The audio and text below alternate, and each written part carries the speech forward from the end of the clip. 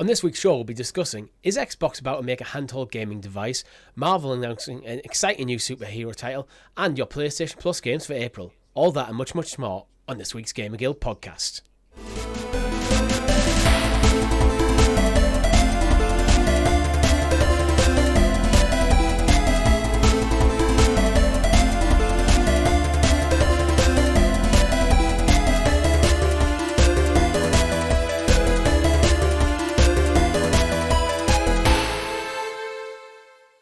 Hello everyone and welcome back to the GamerGuild Podcast, your weekly show where we round up all the week's video game news, stories, and for your listening or viewing pleasure, right here on youtube.com/GamerGuildTV and up there in the digital clouds on your podcast platform of choice. Joining me this week is Mr. Chris. Good game, everyone. Good game. Good game indeed. No Rob this week. He is currently busy, so he will not be with us. He should be back next week. We do have a great show lined up for you, but before we get into that, make sure you like the video, subscribe to the channel, and ring that bell icon so you're kept in the loop of all the fantastic content here at GamerGuildTV, such as this week's live stream. Chris, what were we playing? We finished The Order 1886. Once again, had a thoroughly enjoyable time. Finished it in probably, 6 hours maybe, just under 6 hours I think in total. Yeah, I'd say roughly 6 hours. It was 2 streams. Give or take. Yeah, thoroughly enjoyed it. Remembered everything I loved about the game, why it deserves a sequel, why it deserves a remaster to maybe test the waters, and I think we said a few times deserves a TV show of sorts, because the lore, the world, the characters, it's such an interesting premise. I would love to see more, and the cliffhanger it leaves it on at the end is like, as if it's been 9 years and we've not had anything else from this world. But yeah, Order 1886 live stream is up now.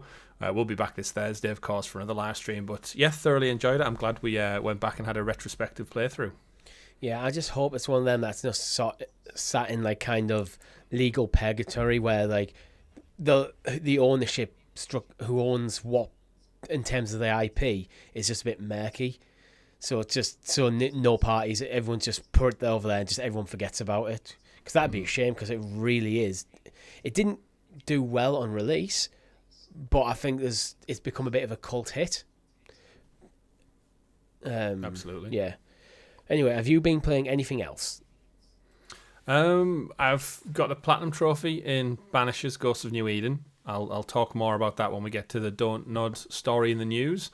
Finally wrapped it up. I was going to do it on stream, but I was saying to you earlier on, it was just the manner in which you have to play it between going back to work and finding that time to play and being in the right mood to be on camera. It's a lot of things to juggle, and I think the playthrough overall would have been a good 15 plus hours. And I was just thinking, like, I did the first 6 or so, and then it was like, maybe not. Yeah. Maybe not. So apologies to anyone who's looking to check out the whole video game, but what I'd recommend is go buy it. Play it yourself. It's much more fun that way. Indeed. It's just one of them. I have the same. I'd love to do more streams, but sometimes between work and other stuff going on in life, sometimes you just want to sit down with a cup of tea and play some games. Just zone out. I just want to slouch like a potato. And it's that thing where when you're streaming, you've got to remember, like, again, it shout out to everyone to support the channel, because it's these like little bumps in the road that make it all worthwhile. We know we don't put out the most content that a lot of channels do. The reason we do that is because we don't want to hit burnout. We've been doing this for nearly 5 years now, and I think we've had a really good cadence of, you get a podcast every Monday, you get a live stream traditionally every Thursday. We do a couple of celebration things like our anniversary. We try to do something around Christmas time usually. We've done like charitable things in the past as well, so we try and mix it and keep it fresh. But the reality is we've all got full-time jobs. Some of us have kids now. We've all got partners as well, and when you're on stream, you can't talk to them. Like, that's the reality. Like, I'm sat in here for like 3.5 hours playing The Order with you last night. That's the evening.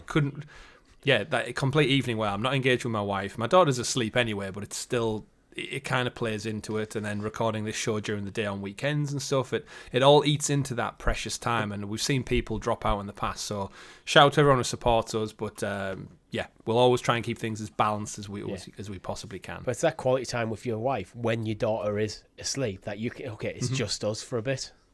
Yeah, and it does eat away. Yeah, it's very, very conscious on my mind some weeks where we maybe do a little bit too much, or it is one of them things. But like I said, we try and keep it balanced, and the big driver really is the audience out there. So like when we do maybe like great numbers for what our channel size is. It's all down to you who view, watch along, listen, comment, more importantly, to help out that algorithm. So yeah, appreciate you all out there. And can't remember how we got off onto that tangent, but go check out the Order live stream because it's a fantastic game. You should. And you should buy Banishers. I have been playing Alan Wake. Yay, we finally went back to Alan Wake, and we've rolled credits on it now. Oh, fantastic! So what are your final thoughts then on the world of Alan Wake so far? It's a weird game. It takes a lot of to be honest, because we had a bit of a gap of a couple of weeks between, I think, between like episode 3 and 4.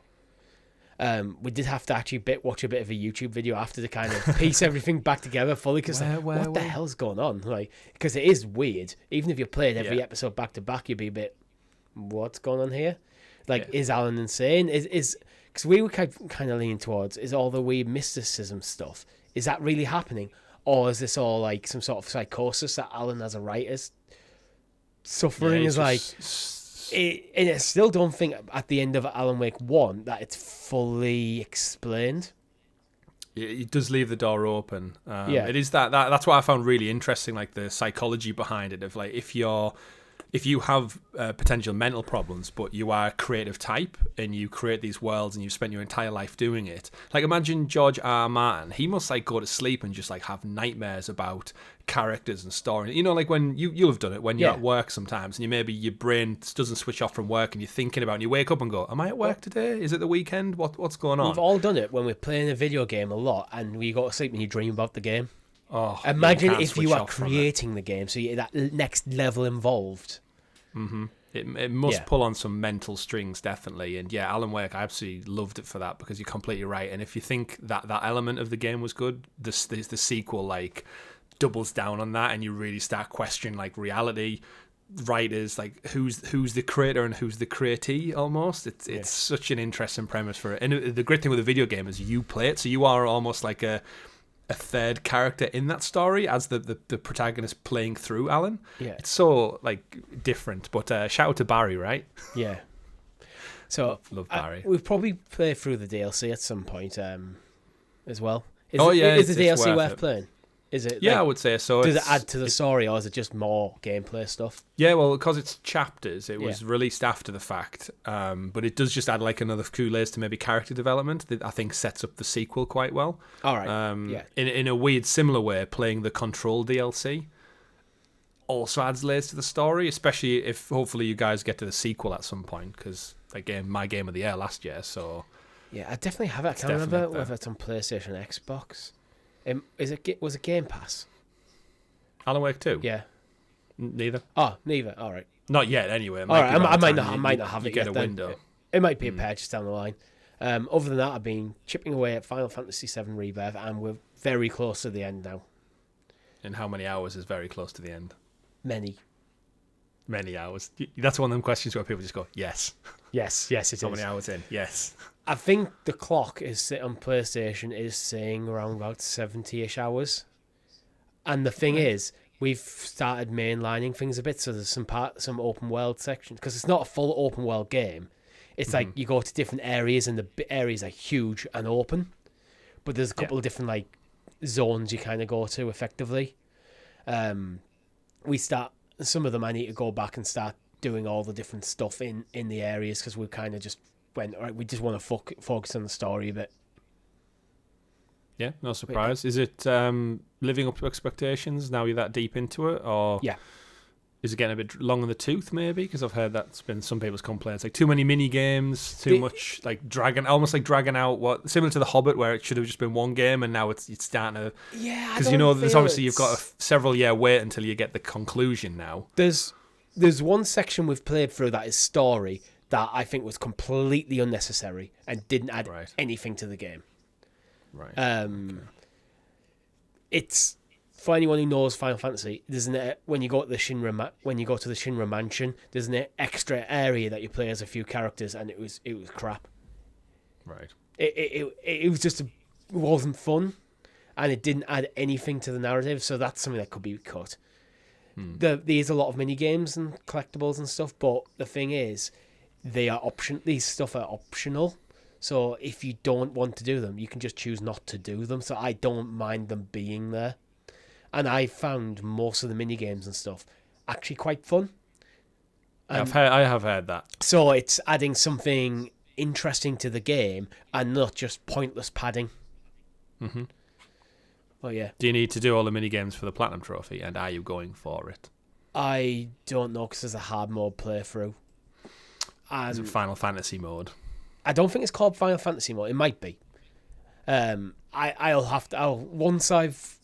intend to do most of like the collectibles and stuff, and most of the mini games and stuff on this playthrough. Kind of once on normal mode. Once I've kind of rolled credits, and then I will make a decision what the trophy list is looking like. Make an informed decision after the 100-hour mark. Yeah, I don't think I need the if it's going to be literally another 50 hours, I think I might bow out. But if it's a case of, you know what, you can actually mainline the story in 20 hours, yeah, I might be inclined to do that. Yeah, you could always bow out and save it for when the third entry's due, and like kind of recap yourself on it. Yeah, that's what I tried to do with Remake. Then I went on holiday, and then I lost access to it because I got rid of PlayStation Plus Premium. Well, there you go. Just that's why you buy things on disc. Yeah. I have it on disc. That's the ironic thing. But because the PS4 and PS5s are different trophy lists, which I think, honestly, I know a lot of trophy hunters are going to hate me for this. It's bullshit. It's the same game. I just want what it is. Just have a unified trophy list. Stop people playing things like my name is Mayo on like 3 different consoles and go, oh look, I've got 3 platinums now, mate. You got 1. And if you're extra jammy, you can also change regions. So you get the Japanese trophy list, it's the same European and American. And sometimes you just need to load your save and ping as well. Anyway, I've done that. Let's move on. We have a Discord server as well where you can chat more shit like that. Look in the link in the description below. But Chris, would you like to introduce us to the graciously gathered Gamer Guild Gazette, aka The News, sponsored by our merchandise store. I was going to get to that. Yes, we have a merch store, and if you head over to the YouTube video, you can see Chris's lovely Gamer Guild hoodie. He's got the black one with the Gamer Guild logo and the orange or yellowy interior, and it looks very nice. It does. And you saw me repping our sports shirt on Monday at football. He has. How was it to actually playing? I didn't notice it at all. So there you go. It does its job. It's an undershirt with the logo on, black undershirt. You can get bright colours as well, so if you're out there playing sports with other people, you can get orange, blue, your team's preference of choice with the cool logo on. Yeah, and I was actually rocking the Gamer Guild t-shirt, just a standard one on the order live stream. I'm not wearing it today, it's just black t-shirt, unfortunately, because that went in the wash. And as we said last week, 20% off everything starts 2nd to the 6th of April. So just after this weekend. So when the show goes live, tomorrow, discount starts. I might be tempted to pick something up. I don't know. I like the hoodies, but it's starting to get warm, isn't it? Maybe. Do I need a hoodie right now? I need to make a decision. And then trying to save a bit of money for my holiday. Anyway, our news section is always brought to you by our Guild Heroes, which you can join over on the YouTube channel for as little as 99p. We very much thank you for all your support and your Banishers playthrough. You started that as members only, didn't you, Chris? Yeah, part 2 is still available now. It'll be up on free feeds probably this weekend, actually. I go and take on the Blacksmith Haunting and fight the Beast. So there's plenty of action happening in this playthrough. And go check out. Yeah, right, let's get into the news properly, because Phil Spencer, occasionally he does the rounds of the journalists and just sits down and have a chat. And he always talks, he's quite open and honest when he's talking about stuff, and sometimes he just drops bombshells. And he's literally thinking about getting Microsoft to develop a handheld Xbox thing.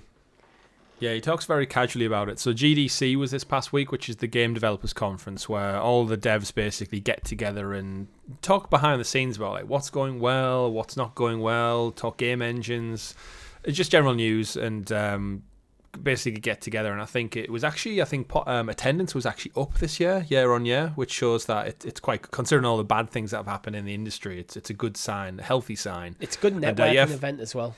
It really is, yeah. They get get together face to face, and there's definitely value found in that across, especially an industry that's got so much creativity.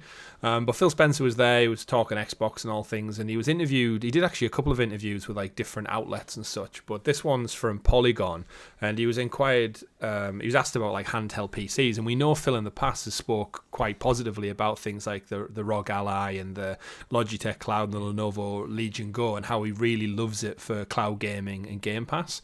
And this kind of focused in on that, where they asked him about like, what about an Xbox branded one? And he goes in depth about just like, again, Phil's a gamer, and this is why I think a lot of people adhere themselves to him, regardless of how Xbox is performing.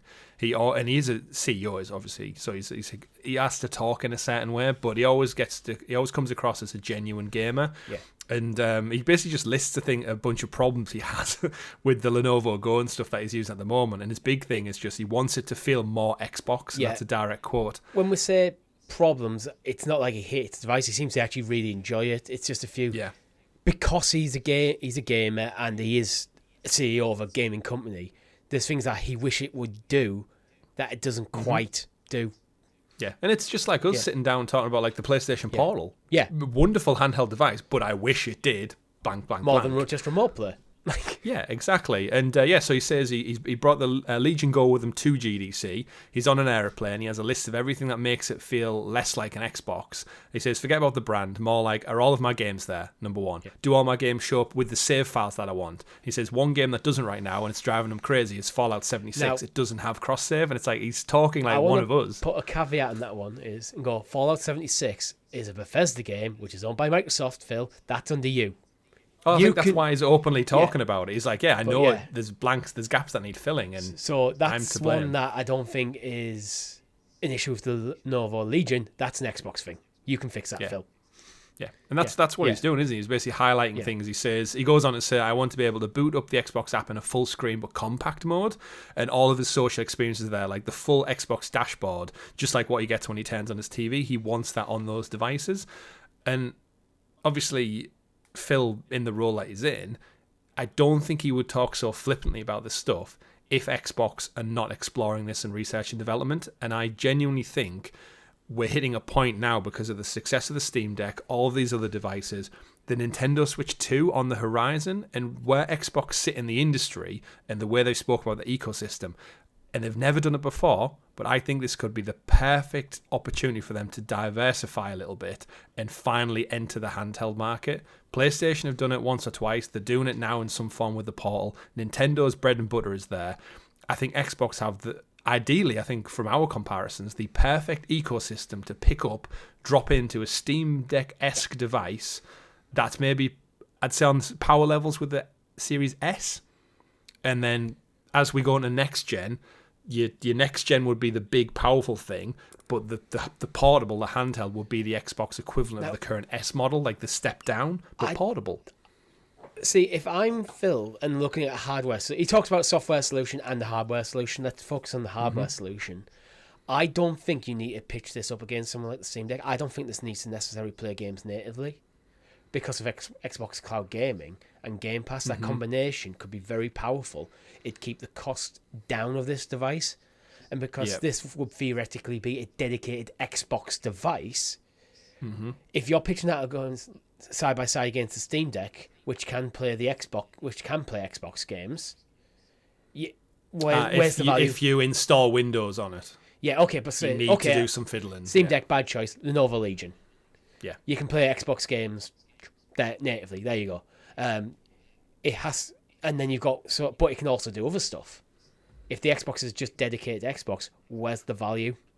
So you'd have to find a way. It'd have to be cheaper than an equivalent device in terms of hardware for me. Otherwise, why would you buy the Xbox one when you could buy the Lenovo one that has the same functionality? But if you're just going, right, this is basically what I want the Portal to be. In terms of PlayStation, like, yes, remote play is good, but put the full cloud gaming stuff on there as well. Yeah. Make an Xbox equivalent. I'm very, very interested in that. Yeah, it's an interesting kind of roll of the dice they've got to do, because if they go all in on cloud, they risk that kind of overall backlash of people going, "Oh, we don't want to be connected online." Remember how much that stung them with the Xbox One? Yeah, but that was when they went full multimedia. I think things have moved on. They have, absolutely. And the portals already exist and it's basically sold out continually.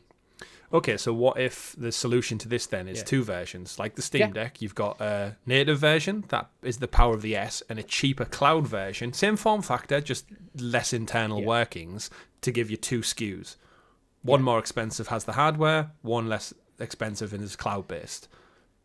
I could see that working. It's like a two-pronged approach. Please put the hardware in so I can stick a SIM card in there and use mobile data if it's going cloud only. That's another step, because I look at these devices as a mobile solution, not as a primary solution. Some people might be, this is how I play, but I see these as a supplementary thing, which means that if I'm on the go, I might want to play. If I'm staying in a crappy hotel, a hotel that has like crappy Wi-Fi, which most of them do, I want to be able to just go, I'm just going to play on my data plan. Because I'm getting fantastic 5G. Yeah, I just want to be able to stick a SIM card in there. I would always caveat that though. Now in today's world, we're just hotspot from your phone in that regard. That's like one less piece of tech that they need in there. Yeah. But then if you're going to get a SIM card separately anywhere, it's that like counter argument to it to make the device cheaper to have less working parts, like a SIM card slot. We know mobile phones today don't even have SIM card slots. Yeah, you can just do like an eSIM, just have that functionality. So then it's as an option. True. Just make sure the thing's got all the hardware you need, that I can then just buy a data plan from somewhere. And you could get like whatever like phone company you're with might start doing a bundle thing as well. You could go down that line. Yeah. I mean, they're already committing to gaming quite extensively. Yeah. So, he goes on to say as well, I like the fact that Valve, Lenovo, and Asus went out and innovated in new form factors. And I will say, when I'm playing on those devices, it almost feels like a console. It feels more like a console than a PC, 9 times out of 10. Innovate's the right word, actually. I think when you talk about, you can't go, the Steam Deck created a new SKU of hardware. It didn't really. It took the Switch and made it PC. Yeah. We've had handhelds for so long, haven't they? They've just like slowly morphed into these mobile phones with like keyboard with like controllers attached to the side of them. We've both. I've got a Razer Kishi as well. I think you sold yours, didn't you? Or your backbone? No, I sold my backbone. I've still got the Razer Kishi for Xbox specific stuff, but I've got my Portal for all PlayStation stuff. I think they have popularized them. The Steam Deck especially should be credited for like popularizing this form factor of device outside of the Switch. Yeah, 100% agree. But in terms of if they did go down the hardware route, where are you expecting the Switch 2's power levels to lie? Are you expecting it to mirror a Series S Switch and 2, a PlayStation 4 Pro? I think Nintendo don't necessarily have to keep pace with Xbox and PlayStation, but I think Series S is minimum requirements, and even then, it's hard to say because there's lots of rumors that publishers are not happy with the Series S and feel like getting hamstrung a bit. We keep seeing them reports. Some of them are unfounded, and some of them are never actually willing to say what publisher or anything. But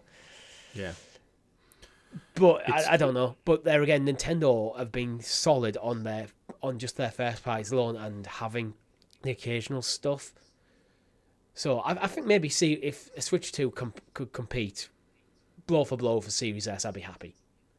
Yeah, I think that should be the benchmark that they're looking for, because then that brings the whole industry back up to that foundation starting point is a lot more improved, because we've seen them struggle with things like the Batman games, PS3 titles, and they run terrible on the Switch for the most part. That's the thing. It's not even keeping.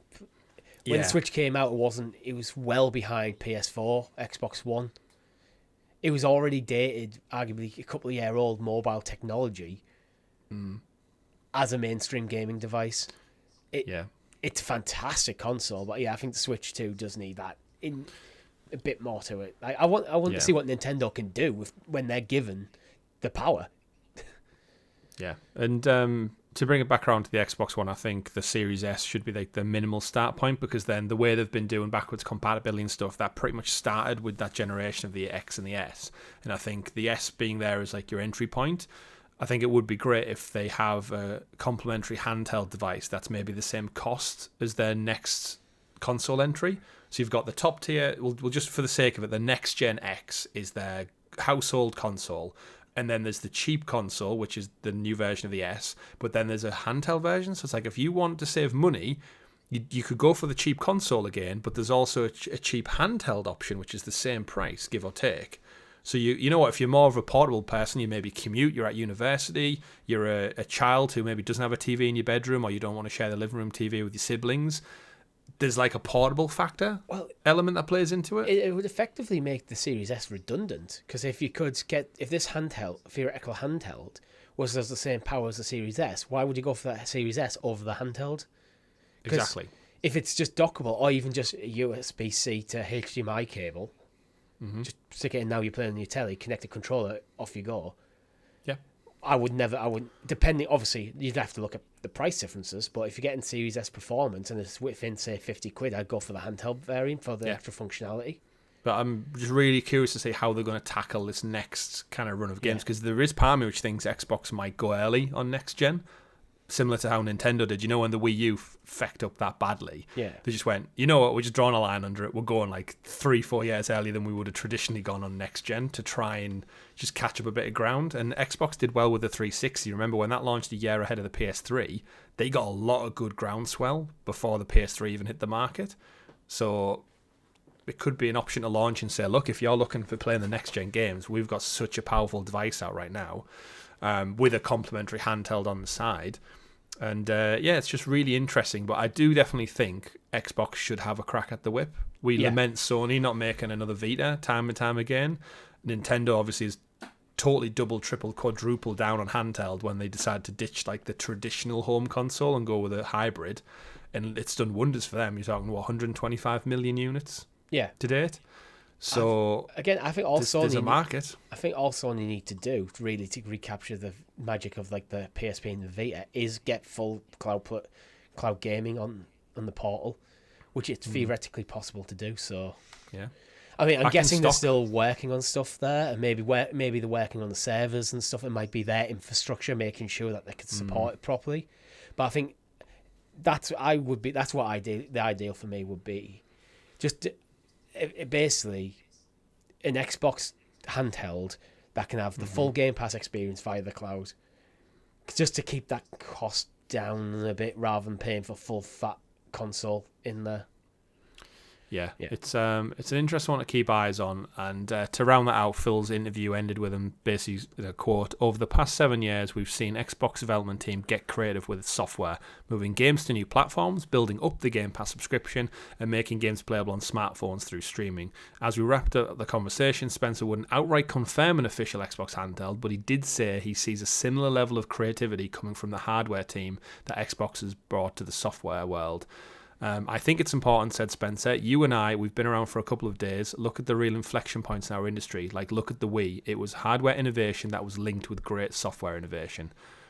So I think he's pretty much, other than confirming it, I think they're definitely looking at some kind of handheld. And it's great to see, because I think if they're not doing so well in the console home market, why not pivot to hybrid and have a slice of that pie that Nintendo's been eating from solely for nigh on a decade now? Well, the thing is, the fact that he's talking this candidly with Polygon and other outlets makes me think he's had these conversations at a high up level with these guys at Microsoft and with his team at Xbox from the hardware and software teams, going, look guys, you need to explore this, we need to check the viability of this, because otherwise he wouldn't be running his mouth if it's an absolute dead in the water idea. We want to do this. Is like Phil wants to do this and he thinks it's doable. Yeah, and remember, it's probably going to leak soon anyway, so might as well talk about it ahead of time. And remember, they did innovate. They tried that cloud gaming stick, Project Keystone, which never made it to market yet. But clearly behind the scenes, they're willing to try different things. And these tech companies are always doing it. So, hopefully not too long, not too far. I do think they need to get out before the Switch 2.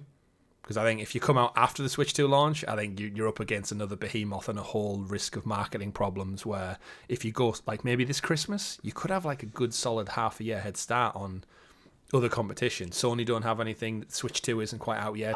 You pair that with Game Pass. I still think Switch 2 could be this year. Although I thought it was rumored to be pushed back. maybe, but I still think Nintendo would want it to be a big. It should be this year. Although it's a Switch, I think it might have been a February launch or something. March, yeah. originally. So it could be this time next year. But I think if you can, you get it out before Christmas. Yeah, I agree. Yeah. But we'll keep an eye on that. It's Nintendo stuff. But what we have is more Xbox titles apparently in development for PlayStation and Switch. Still quite a rumour, but what would you expect? Because we've had a few titles now.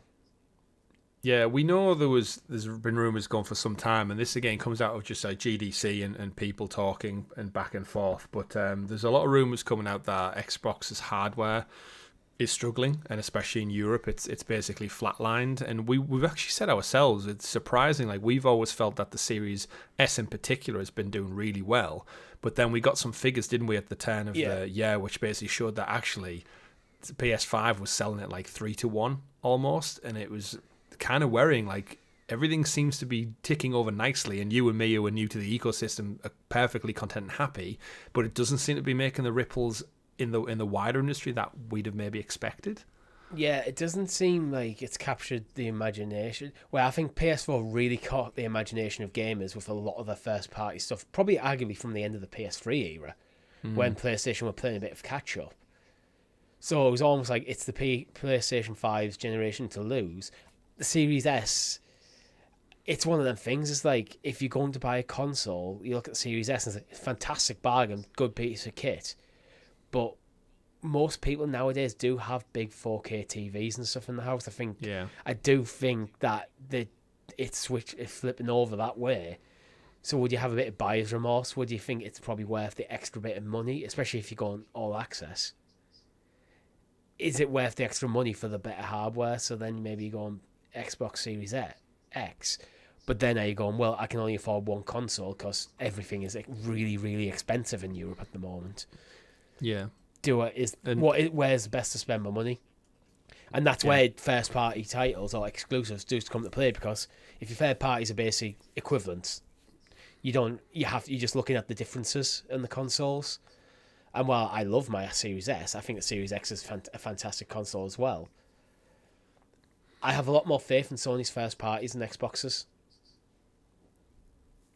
Yeah, it's back to that thing where now they've diverged, and Game Pass is such a big thing, and we know the sales, like outright sales, have gone down. Such a great deal, but it doesn't have any slam dunk titles from this generation yet. It's even, I think, the thing this article is getting to is the reason they're pivoting and games going elsewhere is you've got devs at GDC like actively saying, why do we bother making it for Xbox? Because there's not enough hardware sales to get us the numbers. Game Pass doesn't get us outright profit. We just get that bump in funding from Microsoft. And like, apparently the rumors, like, some big developers are saying that is it worth it? And we've almost got like the reverse Stadia problem here, where if hardware sales are shrinking, the opportunity for devs and publishers to sell to Microsoft customers is lessened because of Game Pass. And they're almost conditioned to think, well, I want it for free on Game Pass. I don't want to spend $70 on it. In a changing market where not many people have as much spare cash, and like we've seen it ourselves, and our audience have seen it, where you're getting more particular about which games you buy. It has to be a 9 and a 10, and it has to hit the right price point. We had a conversation on Discord along that line last week, actually, where I was like, is 7 out of 10 games good enough? And the answer is yes, it is. But my comment is, I have a limited time for gaming, and so a 7 out of 10 has to do probably a bit more work to capture my attention than a 9 out of 10. It's like, why would I play a game that looks fine, I know I'd enjoy, in a 7 out of 10, 8 out of 10 space for 70 quid, when there's a game from last year, which I didn't play, which is now 40 quid, which is Game of the Year contender. Yeah.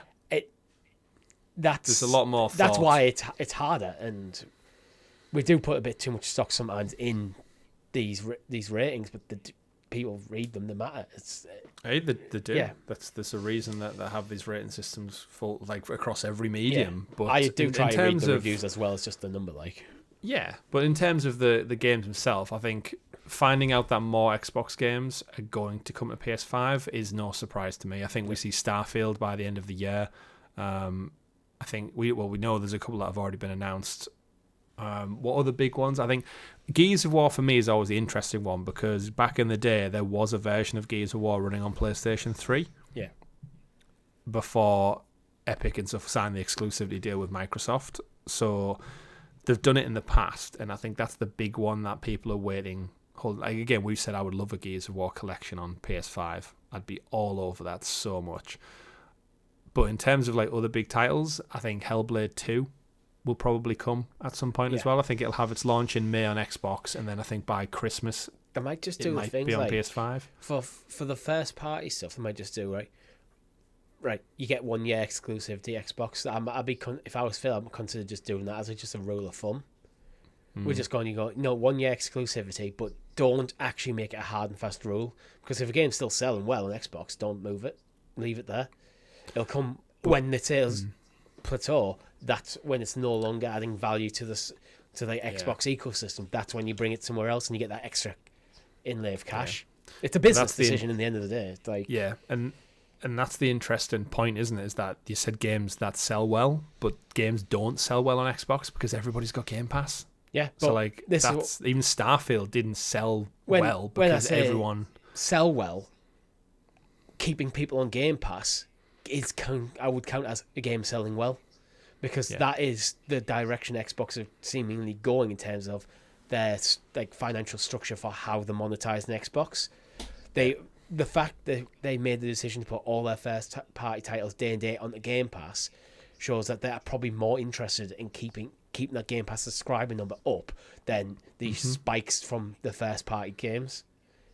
Yeah, agreed. But they just need looking forward to seeing what's ways coming. to drive more people to there. Though. Thought so. It'd help. Yeah. Drive. It's just a shame that things like Starfield didn't quite live up to what people wanted. Redfall was a flop. It needs some wins still. It needs a good consistent wins. Hellblade, I've got my eyes on because I think that's the sort of game that people go, right, I'm gonna take out Game Pass for a month because I want to play Hellblade. And then you go, oh, this is fantastic. I haven't played Halo. I haven't played Gears. I haven't played this. Oh, it's got. I haven't played Skyrim in 10 years. I'm gonna go play a bit of Skyrim, and suddenly you're in. And next thing you know, you're buying an Xbox or a handheld. Yeah. Shall we move on and talk a bit about Gearbox, Chris? Because they've just been acquired by Take-Two. Yeah. Just like that. Yeah. Just like that. We know Embracer Group have been basically selling off everything they bought a few years ago, and we know the rumor around Gearbox, but now we know who the investor is, and it turns out Take-Two Interactive, who are the parent company of Rockstar, and also they have the 2K publishing label, so all those sports titles, WWE 2K, NBA 2K, that kind of branch as well. It's all done under Take-Two Interactive. And I think it's a good win for all parties. Looking at the way it's all working, is the original deal when Embracer acquired Gearbox was actually a little bit less, so they've actually probably not turned a profit, but just marking them up. I think they paid about $350 million to acquire Gearbox, and they've sold them for $460. So that's a little bump up, but a lot of the deal was in shares and bonds in each company. So it's not quite cut and dry as just going, they've sold them for more. In terms of, though, I think for Gearbox, it's probably an ideal win. You're going under an umbrella of a way more successful company that's way more efficiently ran, and you're keeping all of your IP like Borderlands and Tiny Tina's and the Homeworld franchise, so you're kind of leaving with everything intact. Things like Risk of Rain are there as well. Duke Nukem, randomly, you get to go with that. But I think it opens the door for Gearbox maybe working on other IP under that banner, and at the same time, probably security. I said security like as a company. Obviously, the layoffs came, I think, as a negative side to the story. I think immediately after they announced the acquisition, they also announced a bunch of layoffs. So that's unfortunate. It always happens with acquisitions, though, because you got duplications of roles. But I think for Gearbox, getting out of that Embracer world, this is the best solution they could have asked for, outside of being acquired by maybe an EA or someone like that, or a first party Sony or Xbox maybe. Yeah, I'm glad you mentioned. What do you think? I'm glad you mentioned the layoffs, because I think that does sour the whole thing a lot. To be honest, it does. It's the immediate layoffs, and it depends how, because there's not that much information yet out about the layoffs, how many people affected, like the numbers, what sort of job roles. Could be because this could be there's a couple of like senior executives at Gearbox who now effectively you've got doubled up roles and Take-Two are going to take over that. So and we're going to give you a nice payoff. Thank you for your service. But this could be a lot of frontline developers losing jobs again in an industry where everyone's losing their jobs, which makes it harder for people to find work. So until that information comes out, I reserve my judgment and whether this is good for Gearbox or not. Yeah, I mean, remember the Gearbox have a tradition with Take-Two. I think 2K publishes the Borderlands games, if I'm not mistaken. Yeah, I think so. Yeah, so they've had they've had that relationship for a good 20 years now. Yeah, probably before Embrace It. I think it's probably Take-Two they work with closest. Yeah, I would say so as well. So, and in amongst all this, we've also confirmed that they're working on a few more games across their 3 studios. And it seemingly is in the works that we'll get another Borderlands game. Richie, Borderlands 4. Indeed, yeah. Which is just more of the same. Which is good news. I don't think it can be more of the same, to be honest. That was the problem with Borderlands 3. It just felt like more Borderlands. It didn't feel like it, after a big gap between the pre-sequel and 3, it didn't feel like it innovated enough. Yeah, it was fun, but when I was playing it, the overwhelming thought was I was having more fun. I think I'd have more fun if I went back to Borderlands 2. So it needs to do a little bit more. Because Borderlands holds up. The gameplay of it holds up really well. The graphic, because it's so stylized, it holds up really well. So I don't know what you need to do to Borderlands to really step it back up. But I think they need to be a bit more creative. Do something interesting with it. And they're probably well aware of that as well. But I think why things like Tiny Tina's exists probably. They're experimenting. They're trying to figure something out. Yeah, completely. In terms of just the overall Embracer situation, they're obviously clawing back losses and trying to restructure and consolidate. This is the next big loss. So Saber obviously went 2 weeks ago. Now it's Gearbox. I don't think this is going to be end. I think Embracer are going to trim so much fat down to being pretty much like almost just a collection of indie teams at this point. And I wouldn't say Gearbox is the fat. Gearbox is one of the jewels in the crown. Yeah, but it's an easy sale, right? If you can turn a quick profit and get your numbers up, that's probably why they've gone for this. I do wonder maybe, because we said, what did they get? They got Square from Square, Eidos Montreal and Crystal and the Tomb Raider franchise for what, 300 mil, which was shocking at the time. Like the valuation was insanely like deflated. I think they could sell them for a good 500 mil and turn another cool bit of profit quickly if they wanted to. Yeah. I'm surprised like an EA and Ubisoft aren't sniffing around some of these, because if it's a fire sale, it's the IP that I think could be valuable. The Borderlands IP could do really well. PlayStation, I think, and Microsoft are probably a bit stuck because they had in the last few years have had a lot of acquisitions, and Sony have been doing their own restructures and layoffs and stuff. Microsoft got like billions of pounds tied up in everything in Activision Blizzard, so they're probably not as liquid as they'd like to be to maybe pounce here. But a Ubisoft or an EA or a Square Enix, oddly enough, Square Enix could be one that's looking at this and going to add out to our catalogue of IPs anything that we want. It'd be ironic if Crystal goes back to Square Enix. Yeah, but again, if you can get them for either a cheaper price or not. But I would really think, like my ideal scenario, PlayStation, come in, snap up Crystal, put them on an Uncharted game. They've literally made 3 Tomb Raider games in the ilk of Uncharted, and while Naughty Dog seemingly have no spare time to do it, I don't think there's a better team in the world to replicate an Uncharted game than the Tomb Raider team. Oh, you could if Sony buy Crystal Dynamics, instead of doing an Uncharted game, you could just do another reboot of the Tomb Raider franchise, but you could reboot it into the Uncharted universe, so that it's a shared universe. Because there's absolutely no reason why you couldn't do that. No.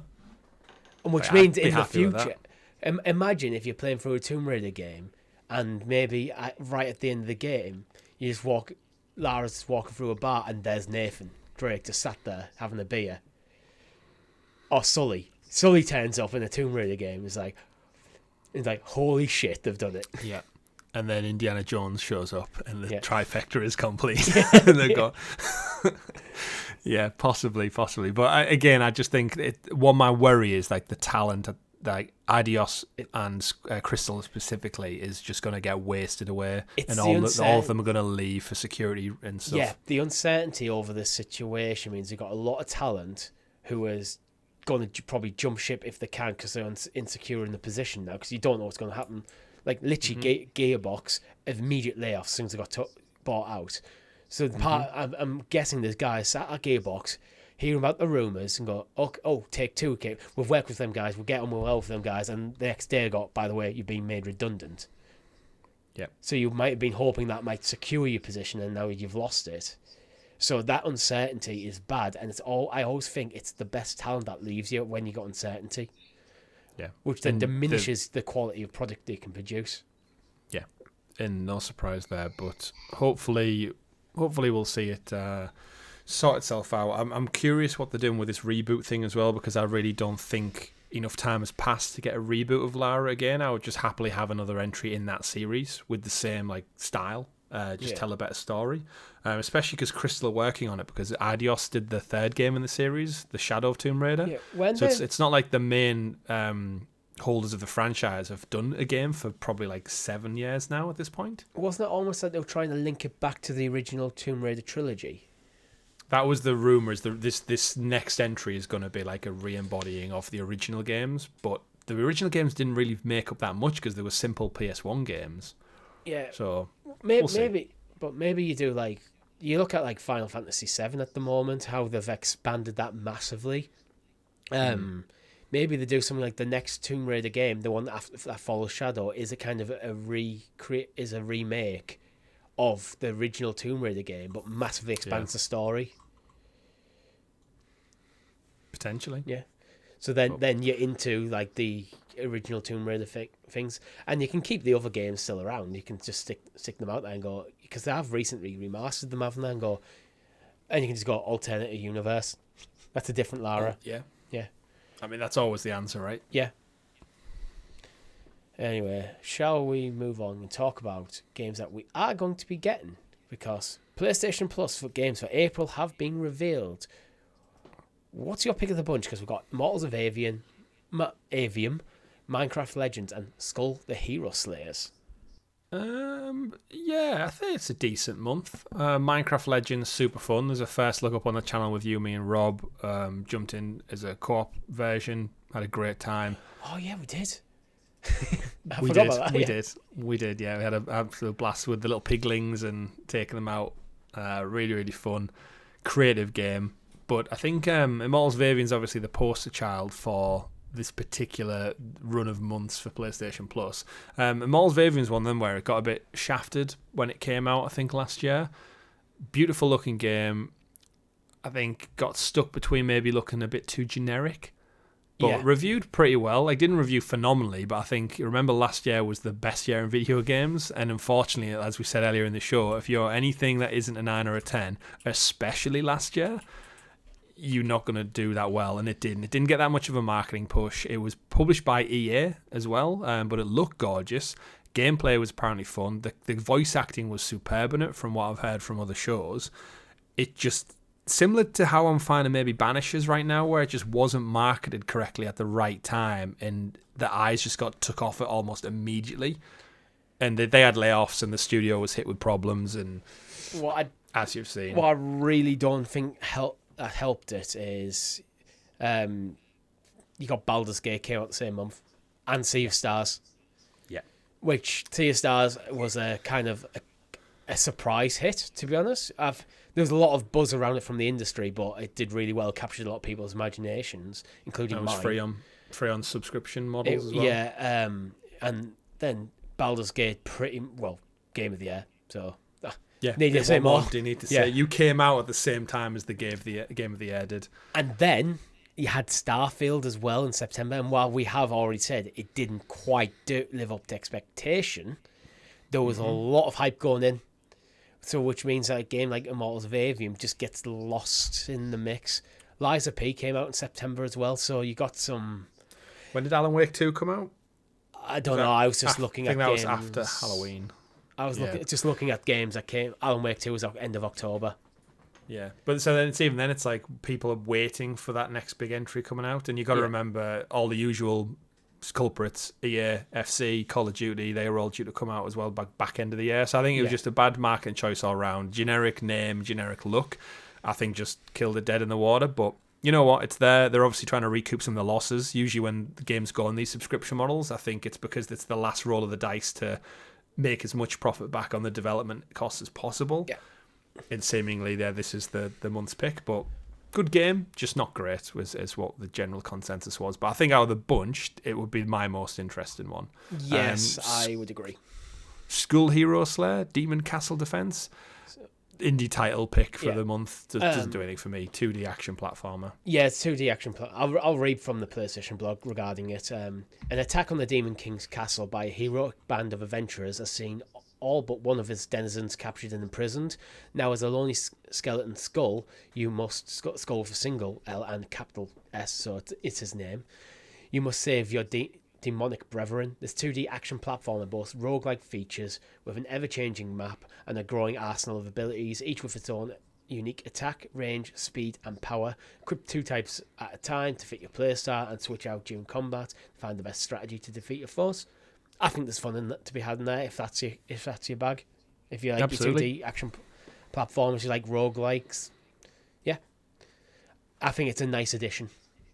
Yeah, I think it's a good solid month. Yeah, I agree. We got a AAA title from last year, Minecraft Legends, which we had a lot of fun on, and a pretty interesting looking indie game. Can't complain. Standard trifecta of games for PS Plus. And this is for your essential tiers and up, so we do know we'll get... Probably usually the cadence seems to be you get a better drop for extra and premium mid-month. Yeah, the one you just subscribe. Yeah, which I didn't do. So, sorry PlayStation. Let's talk about... We did tease at the start of the show about a new Mavel game, Chris. Marvel Rivals is an upcoming free-to-play, team-based PvP shooter for PC with the backing of Chinese publisher giant NetEase. What does this do for you? Nothing, unfortunately. It's like, I'm a big Marvel fan, but with a combination of superhero fatigue, and I've never really been into the hero shooter 6v6 arena style game, it does nothing for me. It's got a cool hype trailer, looks like fun, but other than maybe doing it on stream, it's nothing that again, it's a combination of I don't have time in my life to commit to like just getting good at a thrilling, fast-paced, cooperative gameplay experience. Yeah. But I think it looks like Overwatch for me. I've seen a lot of people say it's maybe a bit closer to Smite, but it's the world that we just don't live in, I think. I don't know. Smite, I have played Smite, and Smite's kind of like your League of Legends daughter too, where like kind of MOBA games where this does look very Overwatchy, kind of like that kind of thing. It's got the art style looks straight out of like Fortnite or Overwatch, that kind of thing. I think this game could do really, really well in the right audience. I don't think I am the right audience, but no, it's free to play PC. Maybe I might consider a stream at some point. Just give it a test, but I don't think. Yeah, I think that if this game is fun and the characters feel unique enough, I think it could be a good recipe actually, because there's tons and tons and tons and tons of Marvel characters, which means it can keep adding new heroes. Oh yeah, I think the roster, better than most. I mean, Overwatch did phenomenal with like the hero shooter genre because it created characters who, in a PvP shooter game, you had like a background, a story. Like I haven't even played Overwatch, and I know there's characters like Tracer and stuff are apparently like super popular in it. But in terms of this, like you said, like the catalogue of people they could add in terms of battle pass, season content, whatever that looks like, they've got a strong enough roster to start with at launch. I think it's got a cool art style, and in a world where trying to break into this genre is probably quite hard, having a super strong IP like Marvel behind you is probably the next best thing you could have.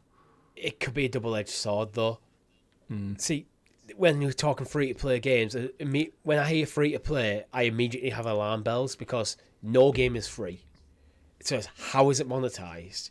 Skins. And the Marvel IP is an expensive one. We know Sony are getting a bit jaded with the costs of that IP. Yeah. So it's how are they going to monetize this to keep it going, to keep it interesting? And I don't think Marvel are going to go, he's full access to every single character you ever want. I just can't see Marvel doing that. Disney are going to monetize the hell out of the licensing for this. So it really depends on, for me, the monetization strategy. Because it could be, if it's just largely skins and maybe a couple of quid every time you get your base level characters, then every couple of times a year you drop a couple of quid and to unlock a new character. Or you can generate in-game currency by playing the game and doing well to do the same thing. It's not necessarily evil. Microtransactions aren't necessarily evil. It's how intrusive they are into the actual gameplay experience. Yeah, agreed. Could be an interesting premise, though. It's got an overarching story about Doctor Doom clashing with his counterpart from 2099. It's going to create multiple time streams, multiple new worlds, and unknown crises. So it's your typical hero versus villain multiverse action adventure that you used to. For me, personally, my obviously choice is the Marvel's 1943 Rise of Hydra, which we talked about on last week's show. That's for me as a Marvel fan. Oh, yeah, definitely. This is for, I think, your maybe 15-year-old, doesn't have any money, free to play, get in with your mates, 6v6. Spend 500 quid on them Spider-Man skins. Yeah, absolutely. Doesn't have any money, but uses the parents' card to do that. Yeah. But yeah, we might check it out. We'll see. I'm sure it will come to consoles. I know it's PC only at the moment, but again, if I was like 15 at now, I'd just be. I wouldn't go to school. I'd just be playing games all day, every day. No, they're playing the phone, so you can just play them at school. Yeah, that too. Don't even learn. But do you know what, Chris? Bob's getting some new toys. Bob's getting some new toys. So Toys for Bob, formerly of Activision, has reached agreement with Microsoft for its first independent game. So first of all, what do you think this could be? Because Toys for Bob have done things like Skylanders and Crash Bandicoot and Spyro in the past. So I feel like they've been around for a long time, but really made the name a bit under Activision. They've been around since like 91 or 90, I think they were founded. So they're literally veterans in the industry. Yeah. For me, so remember these were making games for Activision, but then they became a Call of Duty support studio. Then under the Activision Blizzard King deal, reading the tea leaves, it appears that maybe they were going to be folded and just laid off everyone, and they reached an agreement with Microsoft to go independent. So basically everyone kept their job seemingly. They work predominantly remotely, this team.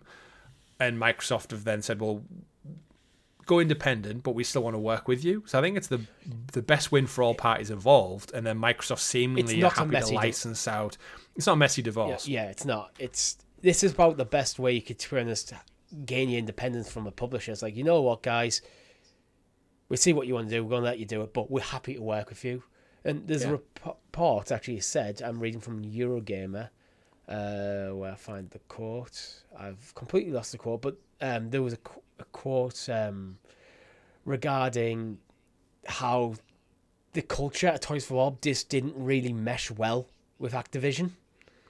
So which is always going to cause a bit of friction. And it's because they're making like family-friendly platformer games that don't really have microtransactions, and we know the Activision way of things is like churning out yearly iterations of things that are microtransaction-led and hell at 10 massive profits.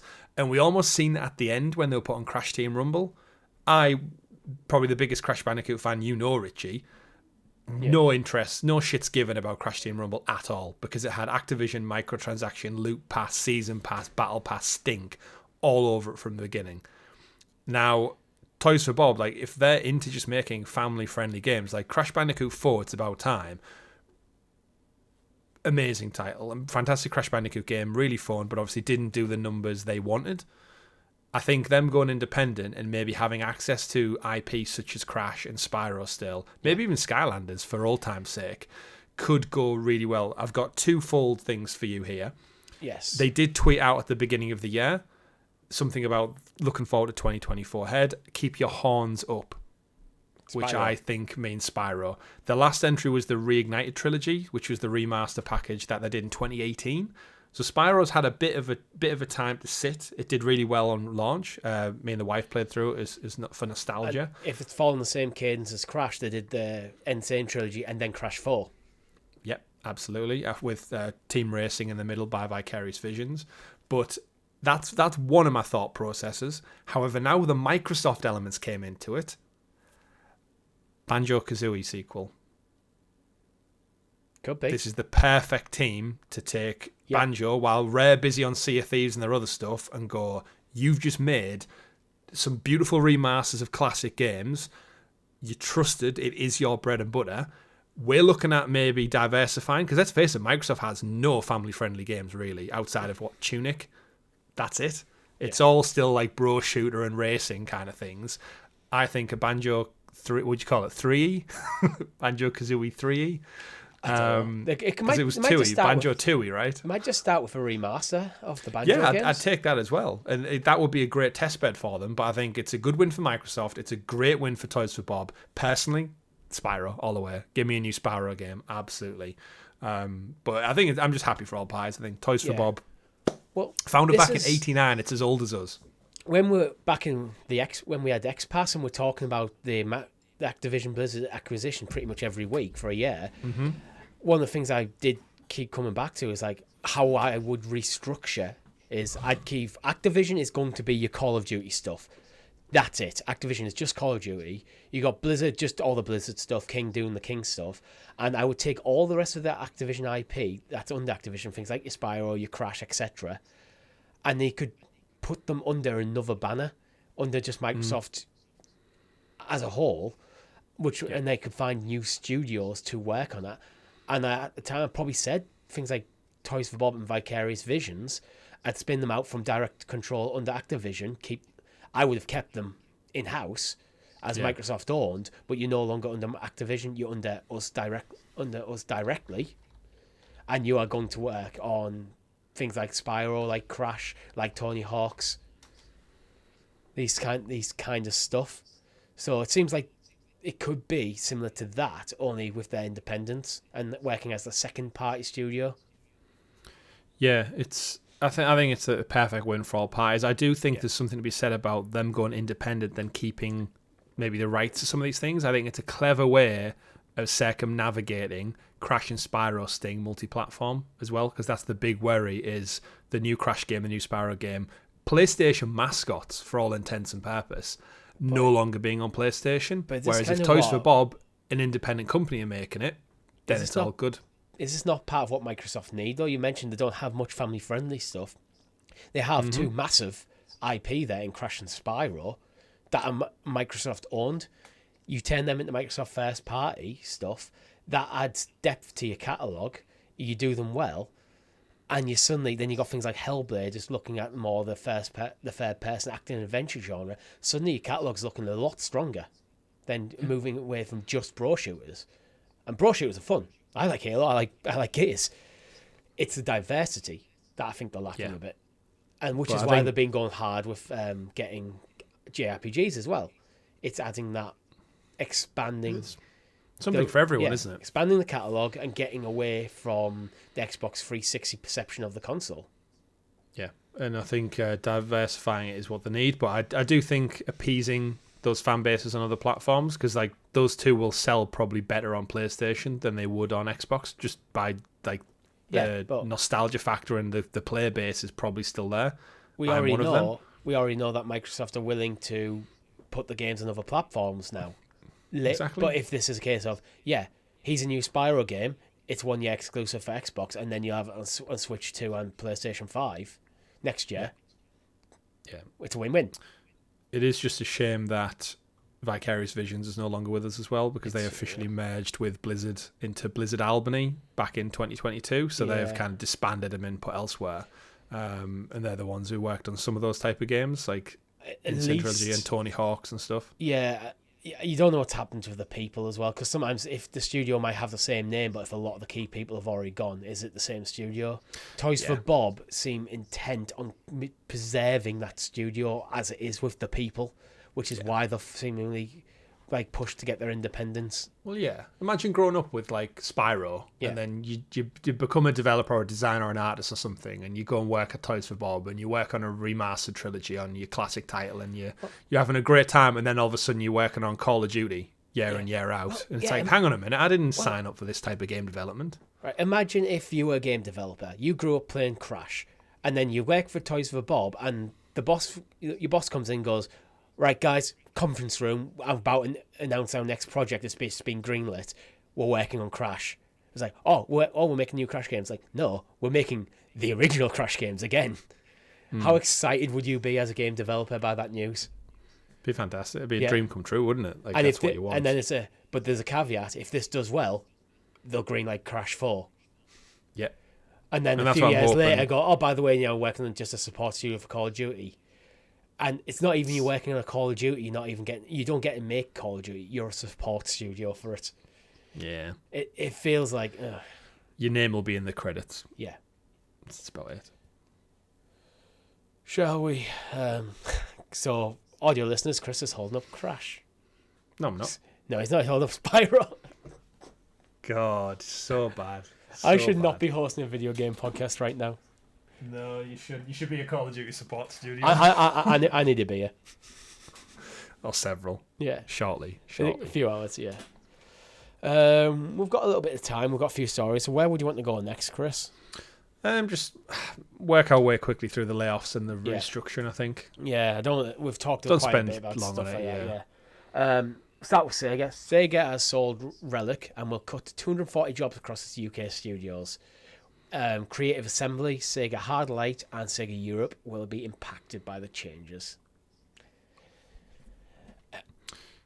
Yeah, it's more of, again, Sega haven't done it yet, so everyone's next to go, isn't it? Yeah. So, and I'm reading from the article, quote, we need to streamline, focus on what we're good at, and position ourselves as best we can for the road ahead. In order to do that, we need to respond to the changing economic landscape and the challenges we're facing and the way to develop our product. It's the same generic stuff you've heard from every company over the last year. Blah, blah, blah. Everything's costing too much money. Blah, blah, blah. Get rid of people. Blah, blah, blah. Thanks for your help. Yeah. Yeah, unfortunately. It doesn't say who Relic's been sold to, but... No, we... Just been sold. Hopefully not Embracer. But Sega, yeah, they're an odd one. They obviously got the Yakuza series doing, or the Like a Dragon series doing quite well. Creative Assembly did or was it Relic who did the Age of Empires remaster for Microsoft?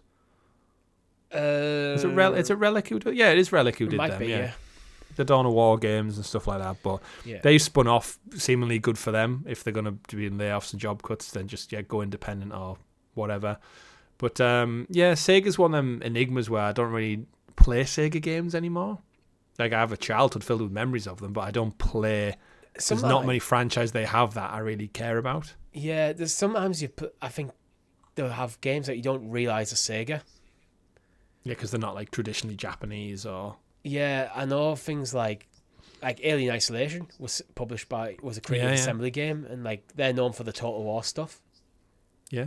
I mean, Sega in the late 2000s did all of the Mavel tie-in things, Captain America, Iron Man game, Thor game, like that was all Sega. The Atlas stuff, you think of things like the Persona. Persona, and that whole Shin Megami Tensei franchise as Atlas, but Atlas is owned by Sega.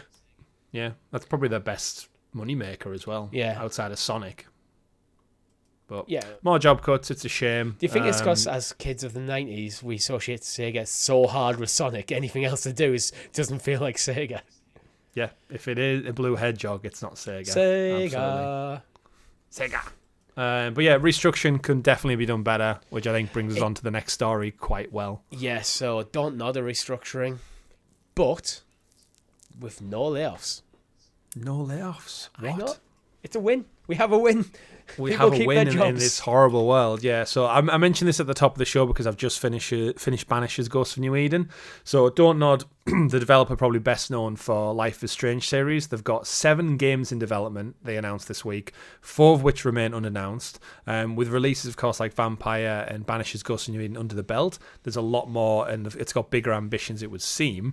But in this economic space, they've declared that a reorganization is required. So it's got studios in Paris and Montreal, and it's going to reorientate the company, focusing on what it sees as 3 distinct internal branches of expertise: narrative adventure, action adventure, and RPGs. These branches will specialize. For example, action adventure branch is in Paris. Those devs will increase their know-how on how to make better games from game to game on that genre, and then vice versa for all the other ones. Reading from the CEO, he said, "We feel we also need to respond to what's happening in the industry. We need to focus on games that are more AA and a bit of above that, not necessarily going into the AAA landscape. So it's a bit easier for us to all really focus our efforts and our talents to hopefully avoid being in a situation where we have to make any tough decisions. Focusing and building is our main focus right now."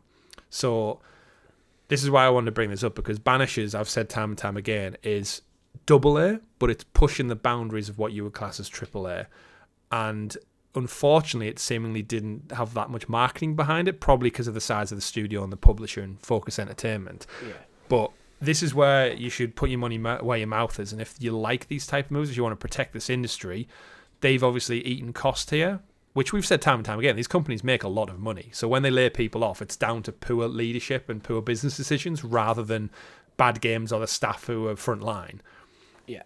Sometimes it is a case of protect the shareholders, which is the shit I hate. It's like, yeah, absolutely. Especially when you got literal thousands of people in the industry losing their jobs. Yeah.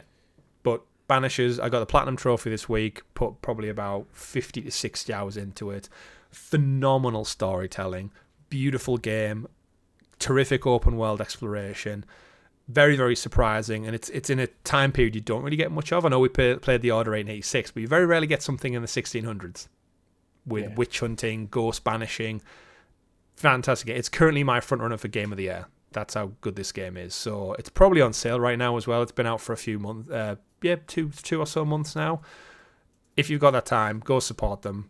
Go play Life is Strange or something. They're terrific as well. But I've got a lot of love for Don't Nod right now, and I think these business decisions endear me to them as a brand even a little bit more. And I would love a Banisher sequel, so I'm hoping for that. I know they don't know the saying focus on the AA, not the AAA, but I think you can be AAA and in like the £50-60 price point.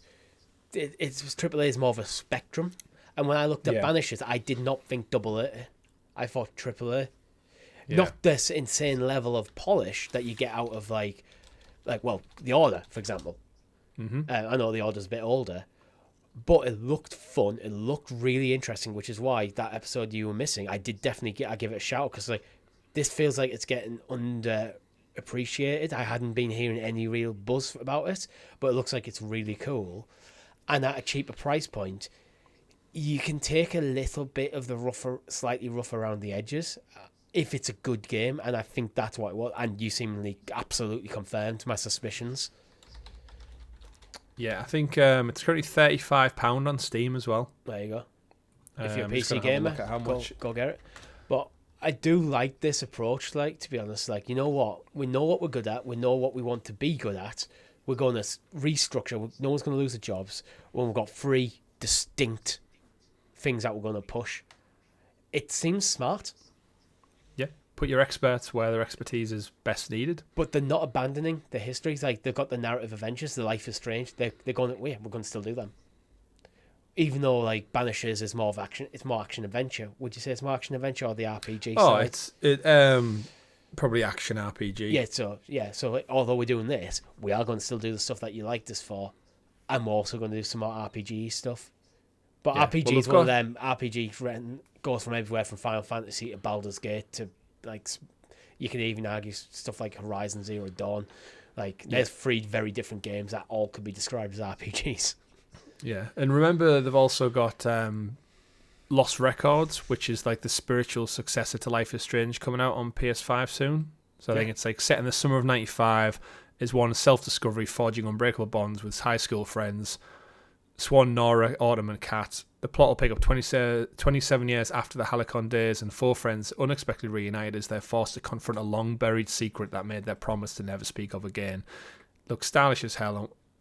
It basically just looks like a Life is Strange game, but to do with like music and records and teenage angst and anxiety. So your typical Life is Strange stuff, and then but like I said, can't sing Banish's praises more, and if you can pick it up for 35 to 50 quid, I think it's a bargain.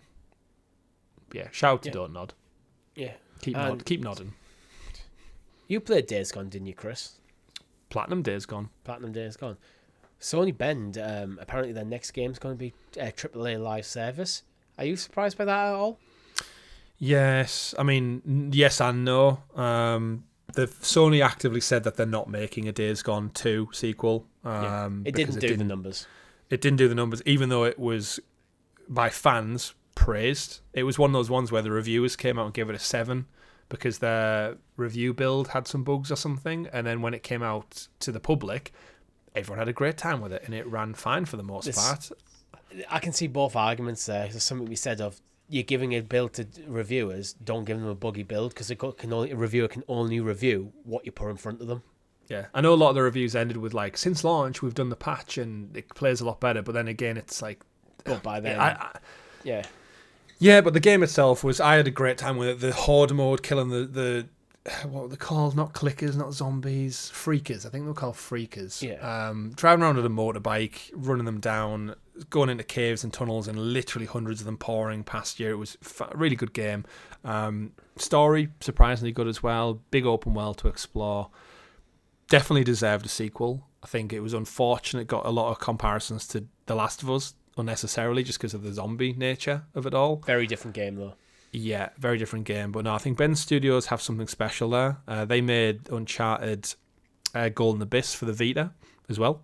Also got the platinum in that. Yeah. So I played that, and then unfortunately it took them 9 years to get Days Gone out. So it was a long development cycle, but I think they learned a lot from doing a Naughty Dog game in terms of character and storytelling.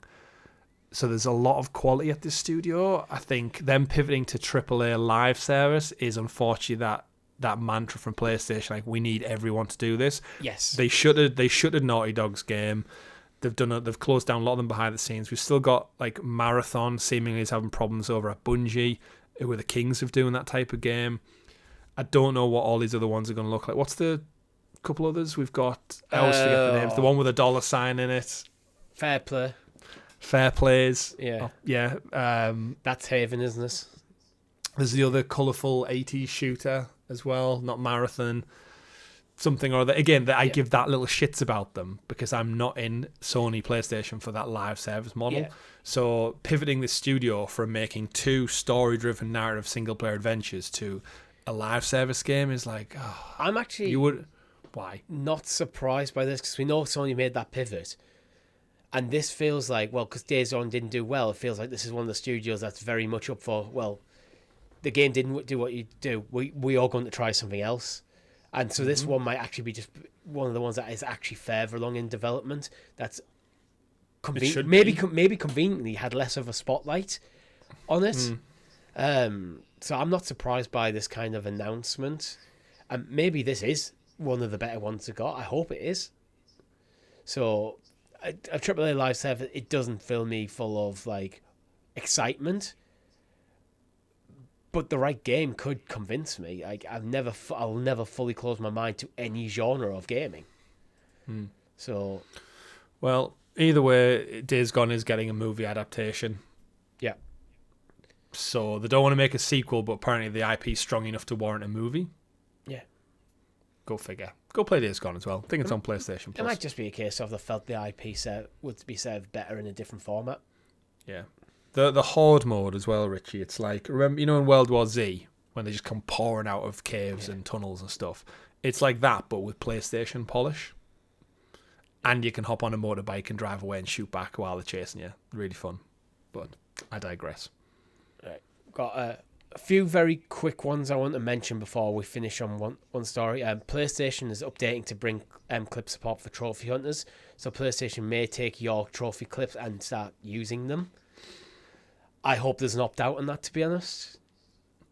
I'd imagine it's just in the settings. Yeah, you don't want to upload because it's a breach of like I guess your yes, that's it. It's like for me it's just a privacy thing, but I don't want to go too in. It's not a big story, but it's worth mentioning. I think they'd have to get approval because it's going to use data to upload the video clip. So I think they're not allowed to just like consume 1-2 gigs worth of somebody's internet bandwidth. They could be just shitting your terms of service already, though. Seems like a stretch, though, because it's going to slow down like your internet's ability. I do hope there is just an opt out on that. So the premise of that, by the way, is obviously if you are looking like traditionally, if like I get stuck on a trophy, I'll go to Google, I'll go to YouTube and go like trophy guy, trophy hell, I'll name the trophy, and you watch like a 5-minute video of someone doing it or a walkthrough. This, in theory, should be when someone pops that trophy, it'll show you how that player did that trophy in a small video capture of like a minute, 2 minutes, 3 minutes. So I think it just makes trophy hunting maybe a bit more streamlined. You never have to leave your console and go on your phone or a tablet or a PC. It's just all done there in the PlayStation UI, which I think is quite clever. Keeps players in one place engaged. Yeah, I don't really care for it, to be honest, because I've got a phone. I pick up my phone on Google. It's not a big task.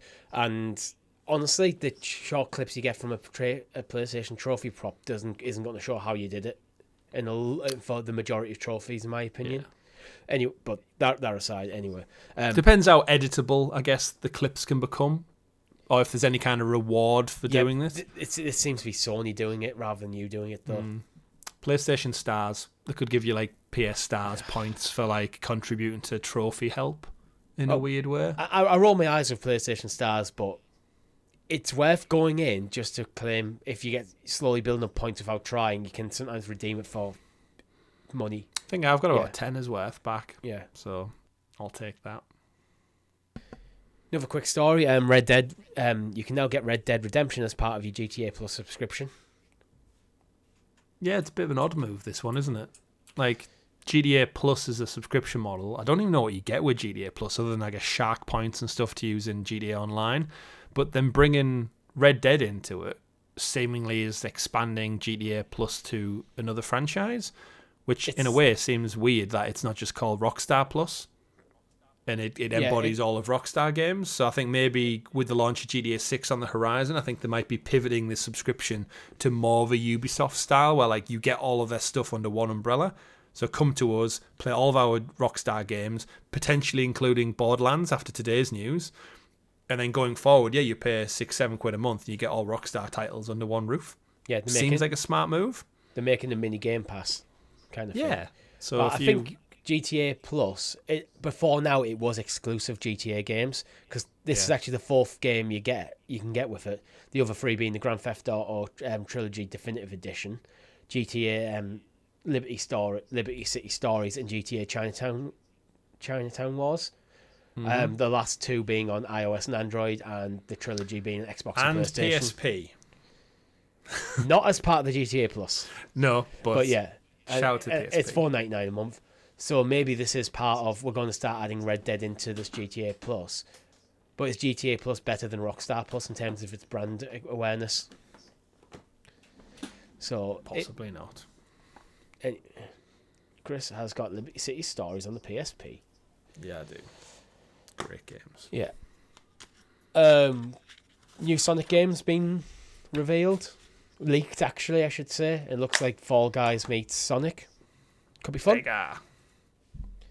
I mean, Sonic just does a bit of everything, right? There's a Knuckles TV show starts next month. Yeah. On Amazon Prime. So you can watch Fallout and Knuckles in April. What a world we live in as gamers. Indeed. And the last story I want to talk to, and the reason I saved it for last, is Xbox Cloud Gaming is finally adding mouse and keyboard support. It's finally happening, Chris. Finally. God, we've been talking about that for so long. Like, that was one of the best things about Stadia. Yes. Was the seamlessness between, you simply had to jiggle your mouse and it cut back to the cursor, like, in seconds. Going all the way back to Sounds of Stadia episode 1. One of the appealing things for me was Stadia. It was not necessarily the console experience. It was being able to go to PC gaming without spending £1,000+ on a decent gaming rig. The ability to take AAA PC games and get them running on a piece of shit Chromebook was amazing and worked really well. And I've been dying for Xbox to do it ever since Stadia died. Yeah. So Well, it's finally here. If you're on a not browser... Not quite here. It's early access for Xbox Insider members, testing new features. It's early alpha access. So it's still early days, but people are getting it in their hands, which is very, very promising. Yeah. On a browser, you need to enable preview features from your profile on xbox.com/play. Go to your settings menu and then enable preview features in there. It's only on select games right now. Look at the list. None of them really mouse and keyboard specific.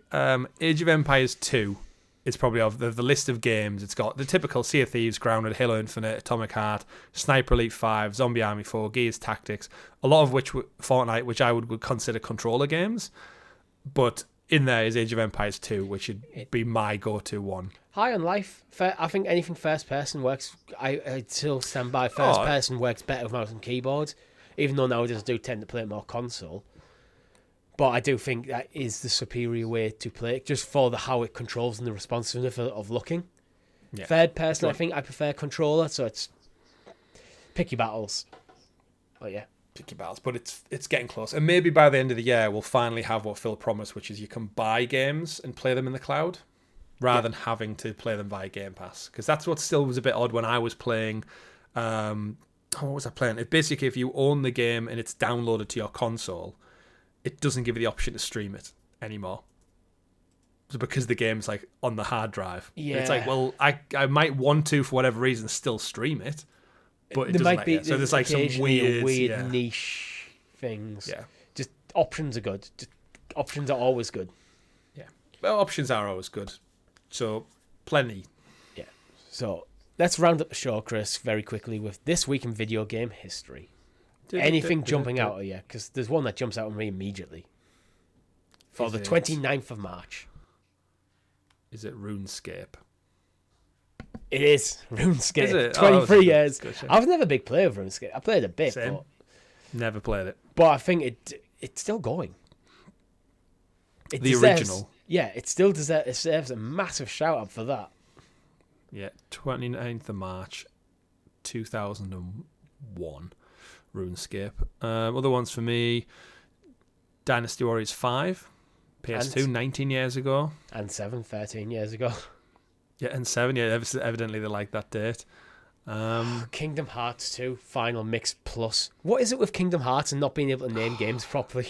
They just pick things, don't they? Jumping forward to March the 30th, though, the original Resident Evil came out on 30th of March, 1996. That's 28 years ago. For the original franchise to kick off, known as Biohazard in Japan. Could have got a very different... it'd be interesting if it was called Biohazard in like the rest of the world, how the franchise might have went. Like, imagine if they called it Biohazard and it just didn't sell well. The branding didn't work, people didn't get what it meant, and Resident Evil just didn't exist beyond the first game. Yeah, Resident Evil... Like, that could have happened. Resident Evil. It's so good. It just is good. Does the Japanese version say Biohazard at the start? Biohazard. Maybe. I don't know. I mean, it'd be in Japanese, so it probably wouldn't say it. But it might say Biohazard in English, though. I don't know. Let us know in the comments below. Final Fantasy 15, 8 years ago. 8 years already.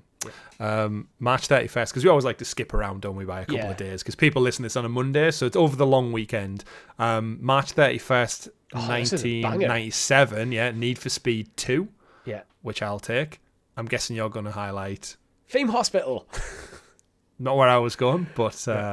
where were you go? What Doom 64, I thought you were going to say. I never 27 years ago. No, but in terms of like big titles, though. Dungeon so 1997. Siege. I loved a bit of Dungeon Siege for the PC.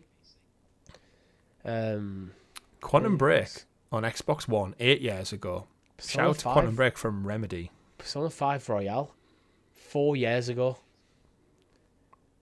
Already. Yeah.